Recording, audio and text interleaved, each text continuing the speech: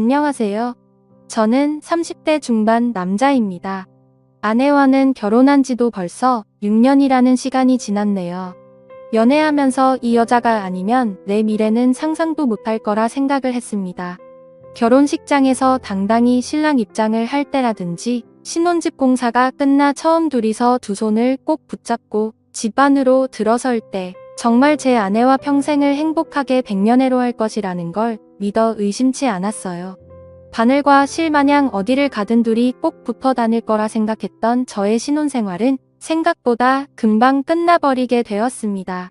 맞벌이 부부를 생각하고 결혼을 했는데 결혼 6개월이 지나니 아내가 더는 힘들어서 못하겠다며 회사를 그만두고 전업주부를 하겠다고 나섰습니다.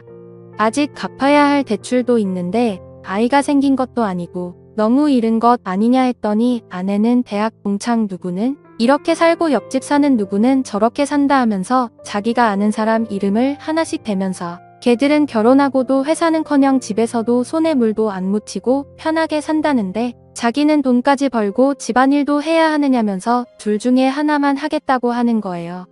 당장 다달이 나가는 대출금 생각을 하니 아내가 하루라도 더 일을 해주는 게 좋겠다는 생각이 들었습니다. 그런데 막상 집안일을 내가 할 테니 회사에 나갔으면 좋겠다고 하니 또 자기 주변 사람들 이름을 대면서 쟤들은 남자 잘 만나서 호의호식하는데 나는 왜 이렇게 살아야 되냐며 짐을 싸서 친정으로 가버리더라고요. 제가 뭘 그렇게 잘못한 건지는 모르겠는데 결국 장모님한테 해명 아닌 해명을 하고 사죄까지 하고 난 뒤에야 아내가 회사를 그만두겠다는 조건으로 다시 집으로 데리고 왔습니다. 그런데 막상 또 아내가 항상 집에 있으니 집안일도 잘해놓는 것 같고 음식도 여러 가지 종류별로 해주는 게 썩 나쁘지가 않더라고요.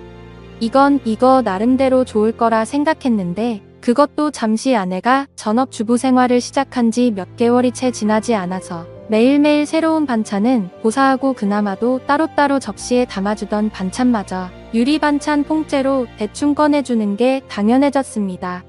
내가 퇴근하고 들어오면 뭘 그렇게 누구랑 연락하는지 휴대전화기만 밤새 들여다보면서 잠도 저보다 늦게 들고 그러니 당연히 아침에 늦게 일어나게 되고 아침도 더는 차려주지 않더라고요. 간단하게라도 아침을 먹고 나가는 게 든든해서 아침밥을 좀 먹고 싶다고 하니 아내는 내가 내 밥 차려주는 사람이냐면서 성질을 내더라고요. 자기는 아침을 먹으면 온종일 소화가 안 된다면서 먹고 싶으면 내가 차려 먹으라고 화를 내는데 그냥 그 뒤로부터는 출근길에 김밥 한 줄 사서 먹는 게 일상이 되었습니다. 그런데 이제 그때까지는 아무런 생각이 없었는데 아내가 밥 먹으면서도 휴대전화기만 쳐다보고 있고 잘 때도 마치 제가 잠들기만을 기다리는 듯 눈치를 보는 게 자꾸 신경 쓰이더라고요.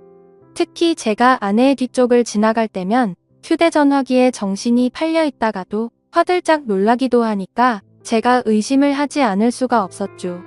경험해보지 않으신 분들은 모를 겁니다. 설마 아내가 저를 두고 다른 사람하고 그것도 모레가 아니라 제가 집에 있는데도 불구하고 대놓고 연락하고 있다고 누가 생각이나 하겠어요. 저도 그랬고 그래서 처음에는 의심만 할 뿐 실질적인 조처를 할 수 없었습니다.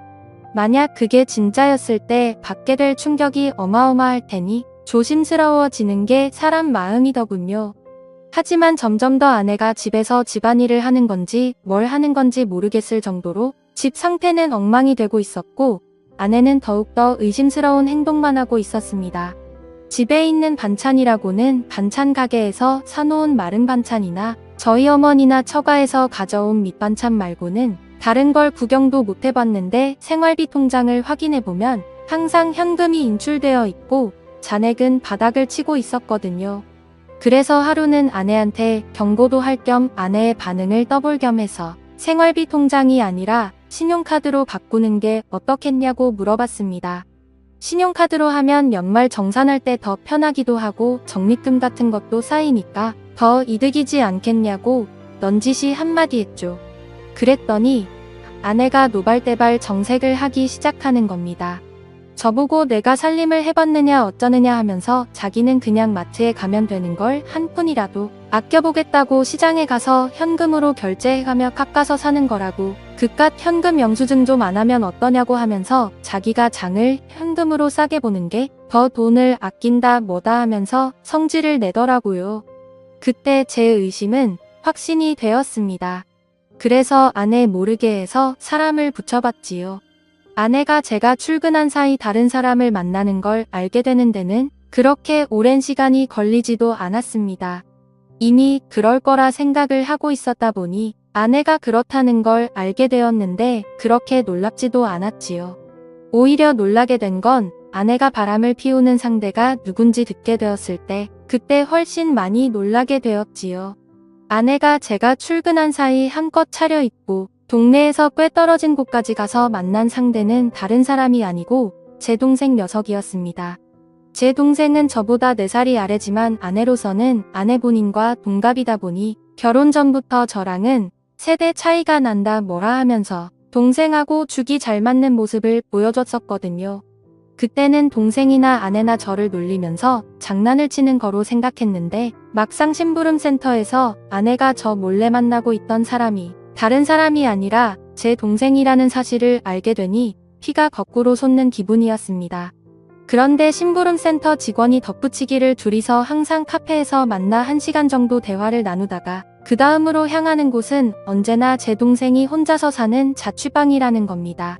말인즉슨 두 사람은 마치 누군가가 자기들을 알아보지는 않을까 눈치채고 있는 것처럼 매일같이 밖에서 만나기는 하지만 그 어떤 행각도 부리지 않고 카페에서는 조용히 대화만 나눈다고 하는 거죠. 사람이 집 앞까지 도착하면 마음이 풀리기 마련인데도 두 사람은 그 흔한 손 한번 잡지 않는다고 하더군요. 그래서 아내가 매일같이 제 동생과 미래를 즐기고 있는 것은 사실이지만, 그렇다고 해서 카페에서 매일같이 만나고 있는 것과 동생 집에 들어가는 걸 가지고 증거라고 들이밀기에는 조금 부족한 감이 있다고 하더군요. 제일 좋은 건 블랙박스가 되었든 집에서 녹음하던지 간에 어떻게든 두 사람이 저를 속이고 그러고 있다는 걸 입증할 만한 증거가 필요하다는 겁니다. 아니면 두 사람의 현장을 제가 덮치던가 하는 식으로 말이죠. 그러니까 이 심부름센터 사람도 이런 쪽 일이나 이런 경우는 굉장히 빠삭한 편인 베테랑이었거든요. 여태까지 짬으로 보기에 분명히 이 상황은 제 동생과 아내가 반드시 무언가 있을 거라는 확신이 있는데, 괜히 헛다리 짚었다가 자기한테 피해가 갈 수도 있으니까 한 발을 빼는 것처럼 보였습니다. 그리고 나서는 3주를 따라 붙었는데 저렇게 매일같이 만나면서도 아무런 흔적을 남기지 않을 수는 없다고. 거기서부터는 저도 같이 협조해서 잡아내든지 아니면 자기들은 발을 빼겠다고 하더군요. 제가 여태까지 들어간 돈이 얼만데 현장 증거를 나보고 잡으라는 거냐고 따지니 이만 여기까지 하겠다는 겁니다. 이후의 일은 제가 알아서 하라고요. 어디에 돌팔이 같은 놈들한테 엮인 기분도 들고 괜히 다른 센터를 찾아봐야 그 정도로 암수를 피우는 거라면 아무것도 못 잡아낼 수도 있겠구나 하는 생각에 저도 더는 시간 낭비를 하지 않기로 했습니다. 그냥 제가 현장을 직접 덮쳐버리는 게 낫겠다 싶었어요. 회사에 월차를 내고 렌터카를 하나 빌려서 동생이 사는 자취방 앞에 대기하고 있었습니다. 아내는 제가 출근한 줄로만 알고 있을 테니 매일같이 만나고 있다고 하는데, 당연히 그날도 둘이 똑같은 패턴으로 카페에서 둘이 만나서 동생 집에 도착을 하겠다는 계산이 서 있었습니다. 차 안에서 숨죽여서 기다리고 있었지만 그 시간이 평소와는 다르게 엄청나게 천천히 가더군요. 이 무더위 속인데도 모자도 뒤집어 쓰고 최대한 안 보이게 동여매고 있으니 거기에 차 시동도 걸어놓지 못하는 상태다 보니 정말 죽을 맛이었습니다. 그런데도 심장은 엄청나게 빠르게 뛰고 정말 그 차 안에서 무슨 생각을 했는지 기억도 안 날 정도로 오만 가지 생각이 오고 갔습니다. 아니나 다를까 거의 매일같이 똑같은 패턴으로 행동한다는 말과 똑같이 두 사람이 시야에 들어오더군요. 사진으로 보는 것보다 실제로 보니 정말 치가 떨려서 그 자리에서 문을 박차고 나가 두 사람한테 욕한 바가지를 쏟아붓고 싶었지만 현장을 덮치기 위해 속으로 참을 인자를 새기면서 겨우 참아냈습니다. 카페에서 둘이 시간을 보냈으니 집 안에 들어가자마자 본 경기를 시작하려나 그 길로 저도 뒤따라 들어가 문을 열고 들어가고 싶었지만 참았습니다. 그때의 1분 1초는 정말 제 인생 그 어떤 시간보다 느리고 천천히 흘렀습니다. 무더위에 두 사람 다 걸어오느라 고생 좀 했을 테니 땀이라도 식히겠거니 싶어서 조금만 더 시간을 두고 기다리기로 했지요. 동생 집 비밀번호는 제가 이미 알고 있었습니다. 뭔가를 바꾸는 걸 별로 좋아하지도 않는 성격이어서 예전부터 한 번호만 쭉 고집해온 녀석이거든요. 이미 두 사람이 집에 들어간 상황에 저도 뭘 더 차 안에 있을 필요가 있겠나 싶어 저는 이미 동생 집 앞까지 들어와 있는 상황이었습니다. 얇아 빠진 철제 현관문 너머로 아내와 동생의 목소리가 들려오는데 정확하게 무슨 내용을 말하는지는 들리지 않았지만 동생이 벌써 시작을 한다느니 어쩌니 아내가 오늘은 조금 빨리 좀 끝났으면 좋겠다느니 어쩌느냐 하면서 하하 호호거리며 이야기를 주고받더군요. 아니나 다를까 5분도 걸리지 않아서 두 사람은 뭘 하는 건지 문 너머로 들려오던 소음도 하나 들려오지 않고 조용하니 아무 소리도 들리지 않기 시작했습니다. 둘이서 나눴던 대화 때문에라도 이미 미칠 것 같았는데 막상 아무 소리도 들리지 않으니 눈앞이 깜깜해지더군요. 저는 기다리지 못하겠다 싶어서 문을 박차고 들어갔습니다. 들어갔는데 두 사람은 제가 생각한 것과는 정반대로 서로 멀찌감치 떨어져 앉아있더군요. 옷도 제대로 갖춰 입고 있었고 말이죠. 오히려 그 문을 따고 들어간 제가 더 당황스러웠습니다. 지금 뭐 하는 거냐고 크게 외치면서 들어갔는데 오히려 제가 민망한 상황이 되어버렸어요. 아내는 집에서 재택근무 형식으로 일할 수 있게 인터넷 사업을 구상 중이었고 그 과정에서 컴퓨터에 능숙한 제 동생에게 도움을 받고자 그동안 동생을 만나왔던 겁니다. 오히려 제가 동생과 아내에게 몹쓸 짓을 하고만 상황이 되어버렸죠. 손이 발이 되도록 싹싹 빌어야 했습니다. 아무리 의심할 게 없어도 그렇지 어떻게 동생과 아내를 그런 사이로 의심할 수 있느냐고 동생에게 한 소리 아내에게 한 소리 듣고 나서 나아가서는 어머니에게 한 소리 또 듣고 장모님한테는 아주 가루가 되도록 욕을 얻어먹었습니다. 졸지에 저는 아내랑 친동생 사이를 의심하는 의심병 환자가 되어버렸죠. 그 이후도 후유증이 엄청나서 아내와는 서로 말도 하지 않고 지내게 되었습니다. 그렇게 되니 너무 억울하더라고요. 그래서 아내의 뒤를 캘 때 고용했던 심부름센터 직원을 만나서 따졌습니다. 어떻게 자기는 아무 잘못 없다 잡아떼고 면피를 하려고 할 줄 알았는데 심부름센터 직원이 돈은 다 환급해준다고 하면서도 자기는 억울하다고 하는 겁니다. 자기가 이걸로 밥 벌어먹은 게 어디 한두 번 한 게 아니라고 나름 업계에서도 베테랑이라고 자부하고 다니고 그동안 경험으로 저와 제 동생의 사이가 거짓이 아니고 거의 확신에 가깝다는 듯이 이야기를 하기 시작했습니다. 이 양반이 내가 틀렸다고 하니까 자존심이 그렇게 상했나 싶었고 저는 사실 억울한 게 더 컸기 때문에 헛소리하지 말고 그럼 환급이나 해달라고 했어요. 그 양반한테 보수를 환불받는다고 해도 이미 엎질러진 물을 되돌려 놓기에는 힘든 상황이었지만 그래도 마음이라도 풀고 싶었거든요. 그런데 그 양반이 흔쾌히 환급을 해준다고 했다가 자기한테 짧게는 2주에서 길게는 2달만 시간을 달라고 하더군요. 제가 보수로 준 돈이 그렇게 큰 목돈이 아니었는데 이 양반이 돈이 궁해서 그러는가 싶었습니다. 그런데 그게 아니었고 자신은 지금도 확신한다면서 지금부터는 무료로 더 조사해본다고 하더라고요. 만약 그렇게 했음에도 자신이 틀린 거면 다 환불해준다고 말이죠. 안 그래도 헛다리 짚어서 쪽팔렸었기에 그냥 무시하려고 하다가 공짜로 해준다는데 내심 저도 껄끄럼해서 일단 알겠다고 했습니다.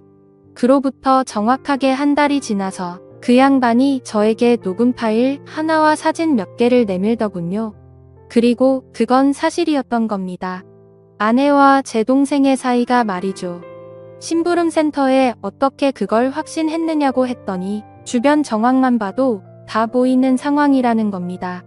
갑자기 커진 아내의 씀씀이와 돈의 사용처를 들키기 싫어서 현금을 사용하는 것까지 말이죠. 제 아내가 동생 집에 들락거리는 건 어떻게든 둘러댈 수가 있지만 돈을 번다고 하는 일인데 오히려 소비만 더 커지고 있으니 뭐가 있어도 있다고 확신을 했다는 거죠. 그리고 두 사람이 사랑의 속삭임을 나누는 정황을 녹음했고 한 달간의 추적 끝에 두 사람이 마음을 놓은 사이 길거리에서 손을 꼭 붙잡고 있는 사진을 찍는 데까지 성공한 겁니다. 보통 그런 식으로 미래를 즐기는 부부들에게는 공식 같은 게 있다고 하더군요. 아무래도 떳떳한 만남이 아니다 보니 데이트 장소가 매번 갔던 곳으로 한정적인 짝이 있기도 하다네요. 그러면 그 짝의 특징이 테이블 같은 곳도 매번 같은 자리를 선호한다는 겁니다. 그 덕분에 둘이서 사랑의 속삭임을 나누는 대화 내용도 녹음을 뜰 수 있었다고 하고요. 환불을 받으려고 했는데 심부름센터에 감사해서 추가 수당까지 지급하고야 말았어요. 아내와 동생을 한 곳에 불렀습니다. 그 둘 앞에 제가 확보한 사진을 들이밀었더니 제 앞으로 달려와서 무릎을 꿇고 속일 생각은 없었다고, 두 사람 다 잠깐 정신이 어떻게 되었었나 보다고 하면서요. 자초지종을 들으니 아내가 처음에는 재택근무로 돈을 벌며 가게의 보탬이 되려고 했던 건 사실이었습니다. 그리고 컴퓨터에 일가견이 있는 제 동생에게 찾아가 도움을 요청한 것도 사실이고요. 저 모르게 시작해서 놀라게 해줄 생각에 저한테는 따로 말을 한 적이 없다고 합니다. 그런데 아무 경력도 없는 여자가 제 동생이 컴퓨터를 아무리 잘한다고 한들 인터넷으로 장사해본 경험도 없는 새파란 햇병아리에 불과한데 초짜 둘이서 머리를 싸매고 있겠다고 해도 돈이 벌릴 리가 만무했던 거죠. 그렇게 둘이서 맨땅에 헤딩하면서 생활비며 용돈이며 끌어다 써서 돈을 날리고 나니 그러는 과정에서 둘이 정분이 나버린 거였어요. 처음에는 그냥 돈이 안 벌리는 상황에 스트레스 해소용으로 시작한 건데 날이 갈수록 그 마음이 커져서 이 지경까지 왔다고요. 그러니까 제가 쳐들어간 그날도 일하고 있던 건 맞지만 일이 끝나면 어떻게 될지 몰랐던 거죠. 그런데 제가 좀 더 참지 못하고 현장을 확실하게 덮치지 못했을 뿐이었던 거였고요. 운도 참 지지리도 없다 생각 들었습니다. 조금만 더 참았으면 그때 이미 발견하는 거였는데 오히려 제가 성급하게 행동을 해서 두 사람한테 알리바이만 만들어준 꼴이 돼버린 겁니다. 그리고 저한테 그렇게 한 번 걸렸으니 두 사람은 완전히 마음을 놓았던 거고, 그동안 밖에서도 누가 볼까 경계태세로 다니던 두 사람이 마음을 놓고 손을 잡고 돌아다니다가 심부름센터에 꼬리를 잡혔던 거였죠. 세상에 믿을 사람 하나 없습니다. 평생을 약속한 배우자와 저의 하나뿐인 혈육인 동생이 저를 두고 그런 행각을 벌였다고 생각해보세요. 여러분들이라면 어떠실 것 같은가요? 심부름센터 비용하고는 다 동생과 아내에게 뜯어냈고 위자료 청구까지 했습니다. 제 친동생에게까지 합의금을 뜯어내야 하는 게 참 어이가 없는 상황이네요. 두 사람이 얼마나 깊은 사이였건 간에 제정신이면 이렇게 저와 연을 끊고 나서도 둘이서 더 만나는 일은 없을 테지요. 아니 뭐 만나도 상관없습니다. 이젠 제 인생에 더 이상은 없는 전처이기도 하고 아예 처음부터 존재하지 않았던 동생이라고 생각하고 살아가기로 했으니까요. 사연을 읽어주셔서 감사합니다.